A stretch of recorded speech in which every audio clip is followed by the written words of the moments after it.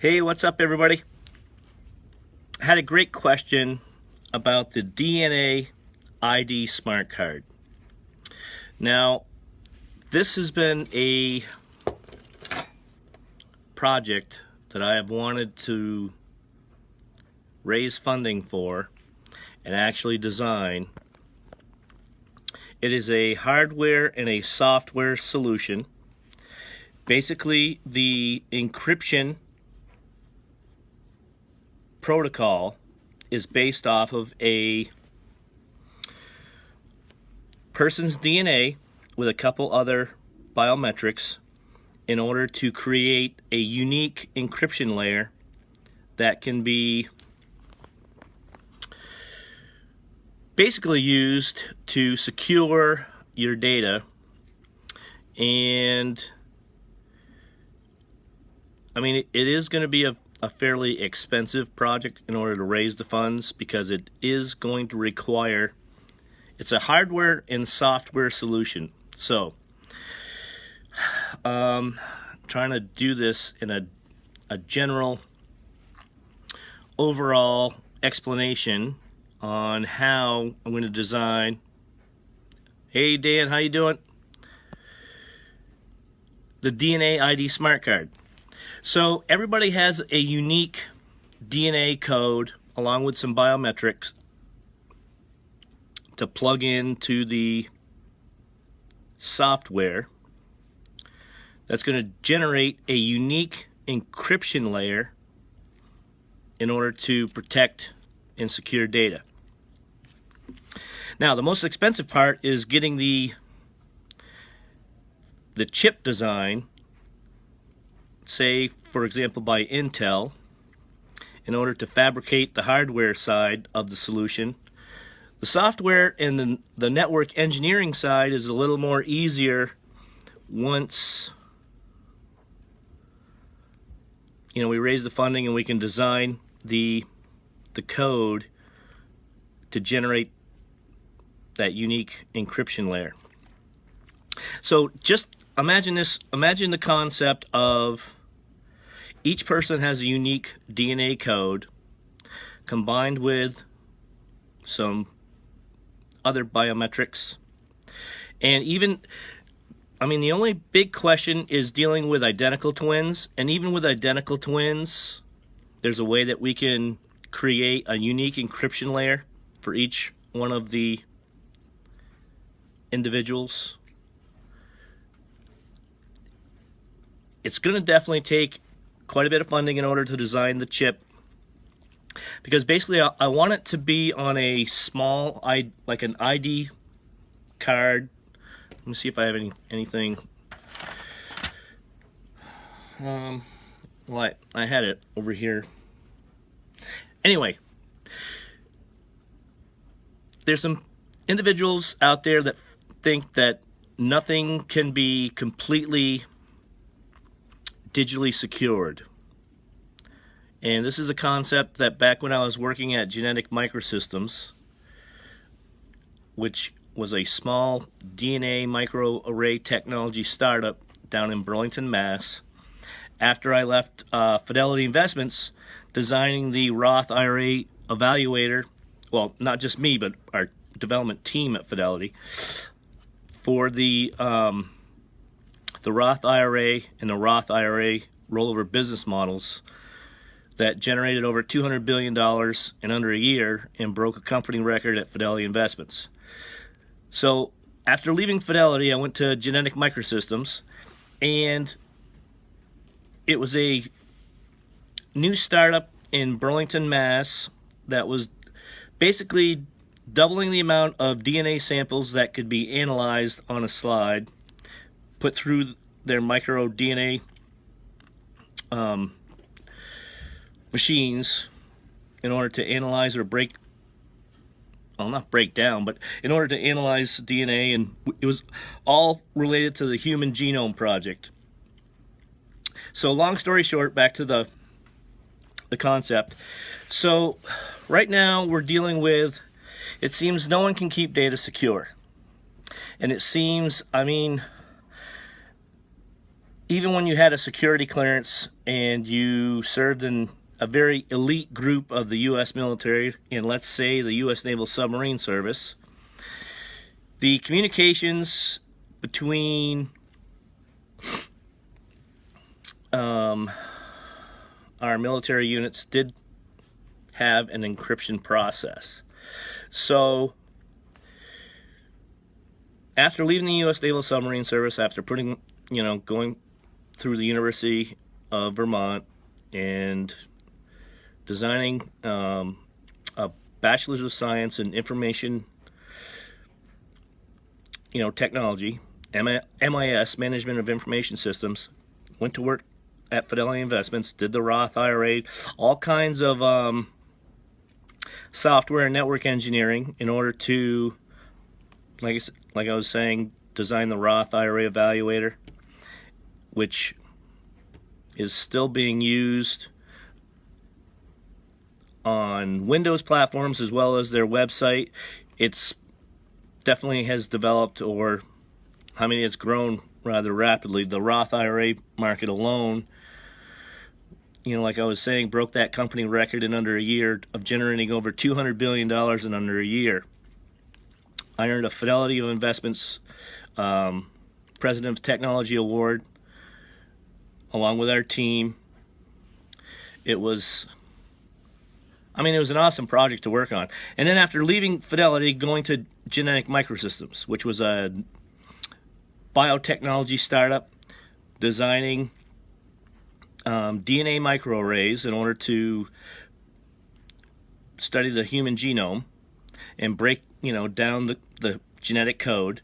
So while I was working there, I was thinking, what if we were able to design an encryption protocol that was based off of a person's DNA code along with the biometrics, and we could actually design it so where it was on a card that you could secure your own data, creating a unique encryption layer. And in an overall concept, there's 330 million something Americans. So just imagine trying to hack 330 something unique encryption protocols. And everybody was kind of kicking back, well, what if someone got your DNA? Well, see, that's the part of it. That's only one portion of the encryption process, as well as, like I was saying, we could make a very unique encryption code or a protocol that could secure the data that basically you're your own lock and key. So, long story short, that is one of my projects that I would love to fund in order to design the prototype, in order to see a proof of concept and actually see if all those super duper hackers out there can actually hack a unique data encryption or data encryption protocol that is based off of DNA with some biometrics. It's a hardware and a software solution. I'd like to get it on basically like on a driver's license, with a small chip that basically, like I was saying, that's going to be the most expensive part, is designing the encryption chip in order to run the DNA security layer protocol. So I have a general concept on my website. It's kind of like like a little explanation, a visual graph, or not a visual graph, but basically a visual graphic of how the software part would go into my DNA protocol encoder, I guess is what I could call it, in order to design a unique encryption layer that you are your own lock and key. So, been working on it for many years. Gonna raised some money in order to try to design the encryption chip. Would like to try to like I was saying, design it on a kind of like on a driver's license card. I mean, just imagine that instead of having multiple IDs, or your social security number being stolen so that way someone can steal your identity, imagine if you're your own lock and key that creates a unique encryption layer that secures your data that cannot be hacked. So that is the concept. There's a graphic that I have on my website, and the coding, well, it's gonna, I'm gonna have to raise some money in order to put together the development team, but the proof of concept could definitely, instead of having multiple IDs, it could be used as an ID, but you're your own lock and key to your own data. It creates a unique encryption protocol that is based off of your DNA and your biometrics. So this is like a little intro video. Have the graphic. Want to raise some money in order to design the encryption layer protocol code as well as the chip in order to put it on an ID card. And it's basically the only ID that you would need to travel across the United States. Instead of always having multiple,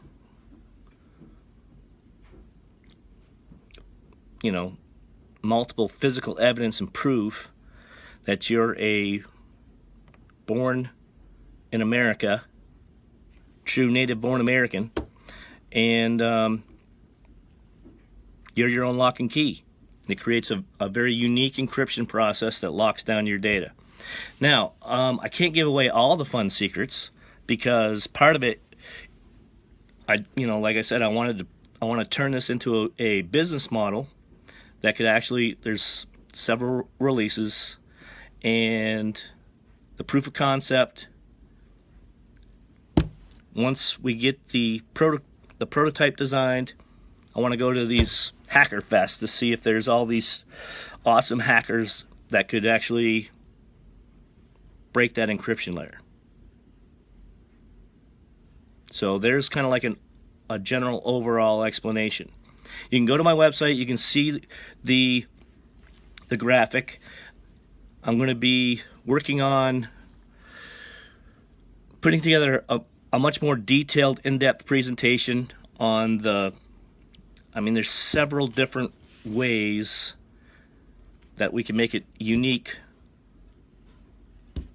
based off of your DNA code, some biometrics, pump it through my DNA code that generates a unique encryption layer, pop this on a card, a chip that you can carry around as your ID card, and it's proof. It has everything, like I said, stored. You get to be your own lock and key, and you can travel across the United States. As well as, like, there's some other ideas that I have about basically being able to lock down your assets. Pretty much anything. It's kind of a general pitch, but been kicking this around for quite some time. Been wanting to really, turn this into a viable business model and actually generate the prototype. And then once the proof of concept, it's an idea that could really save a lot of money, as well as securing people's data. What do you think? Does it sound a little too generic? You need to hear a little more of the details. You can go to my website at www.esgjuniorconsultinginc.com. There is a graphic that I have there, and I'm going to be putting together a much better, more detailed presentation in order to try to raise the funding to design the prototype. So anyway, there it is in a nutshell. Stay tuned. Have a good night. I'm going to kind of chillax with Momo. He's been running around the house. It's pretty cold outside. Have a great evening. Talk to you soon.